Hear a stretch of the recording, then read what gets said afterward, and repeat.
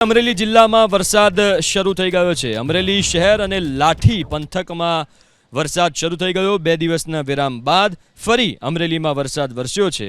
વરસાદ શરૂ થતાં ખેડૂતો ચિંતામાં મુકાયા છે, કારણ કે પાછોતરો વરસાદ વરસી રહ્યો છે। આ એ વરસાદ છે જેની ખેડૂતોને જરૂર નથી, અને જો આ વરસાદ યથાવત રહેશે તો હજુ પણ ખેડૂતોને વધારે નુકસાન થઈ શકે છે।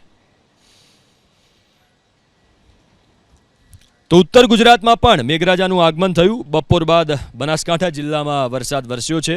દિયોદર, કાંકરેજ સહિત ઓગળ પંથકમાં વરસાદી માહોલ જામ્યો। શિહોરી સહિત આસપાસના આકોલી, થરા, ઉંબરી, રતનપુરા સહિતના ગ્રામ્ય વિસ્તારોમાં ધીમી ધારે વરસાદ વરસ્યો। આ તરફ વાવ, થરાદ અને સુઈગામ એટલે કે છેવાડાના તાલુકાઓ જ્યાં વરસાદી માહોલ જામ્યો છે। સુઈગામ પંથકમાં ભારે પવન સાથે વરસાદ વરસતા જનજીવન પ્રભાવિત થયું, તો થરાદ સહિત સરહદીય વિસ્તારમાં પણ વરસાદ વરસતા રોડ રસ્તા વરસાદી પાણીથી તરબોળ થયા।